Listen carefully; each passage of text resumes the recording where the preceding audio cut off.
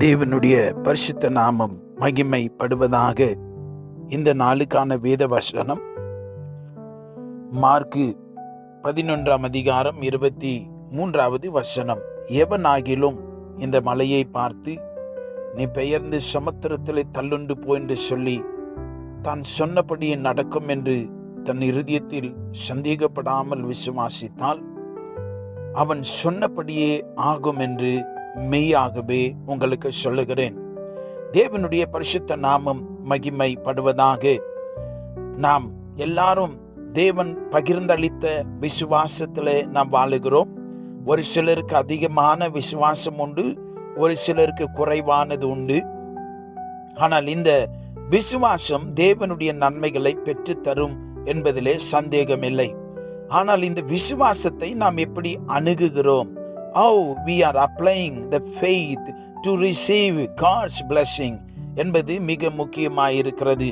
இந்த விசுவாசம் என்பது ஒரு ஆவிக்குரிய சட்டம் போல அது செயல்படுகிறதா இருக்கிறது.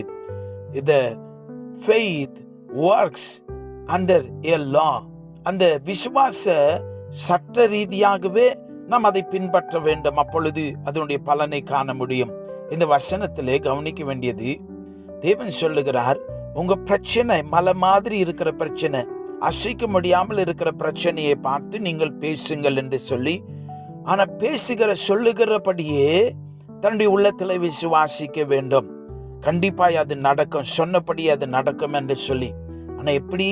சந்தேகப்படாமல் அதை அறிக்கை செய்து கொண்டே இருக்க வேண்டும். You should keep confessing regardless of whatever the circumstances show up. எந்த சூழ்நிலை வந்தாலும் நீங்கள் அறிக்கை எடுக்கிறதிலே தொடர்ந்து சந்தேகப்படாமல் அறிக்கையிட வேண்டும். அப்ப சந்தேகப்படாமல் விசுவாசித்தால் சொன்னபடியே ஆகும் என்று கேரண்டியா ஏசப்பா இங்க சொல்லுகிறதை பார்க்கிறோம். ஒன்று கூடி மலை பிரச்சனைகளை பார்த்து பேச வேண்டும், பிரச்சனையை பேசக்கூடாது. அப்ப உறுதியாய் நம்ம அதை அறிக்கை செய்ய வேண்டும், சந்தேகப்படாமல் செய்ய வேண்டும். மூன்றாவது, நான்காவது, தேவனே அதுக்கு கேரண்டி கொடுத்திருக்கிறாரு. நீங்க சொன்னபடியே உங்களுக்கு ஆகும் என்று தேவன் சொல்லுகிறதை பார்க்கிறோம். இது விசுவாசத்துல இது ஒரு ரூல் என்று நாம் வைத்துக் கொள்ள வேண்டும். எனக்கு அன்பான தேவனுடைய பிள்ளைகளே, இன்னைக்கு வேதம் சொல்லுகிறது, என் நாமத்தினால் நீங்கள் எதை கேட்டாலும் நான் அதை செய்வேன் என்று சொல்லி. அப்ப தேவன் நமக்கு அதை செய்ய வல்லவராயிருக்கிறார். அப்படி இருக்கிறப்ப நாம இதை சரியாய் செய்ய வேண்டும். பிரச்சனைகளை பார்த்து தொடர்ந்து பேசுங்கள், வார்த்தை வாக்குத்தத்தங்களை கொண்டு பேசுங்கள், இடைவிடாமல் பேசுங்கள். அப்ப அந்த இடைப்பட்ட சமயத்துல சந்தேகம் வரும், நடக்குமா, மாறுமா, மாறாதா, சுகம் கிடைக்குமா, விடுதலை வருமா? அப்ப தேவன் சொல்றாரு, தன் இருதயத்திலே சந்தேகப்படாமல் விசுவாசித்தான்.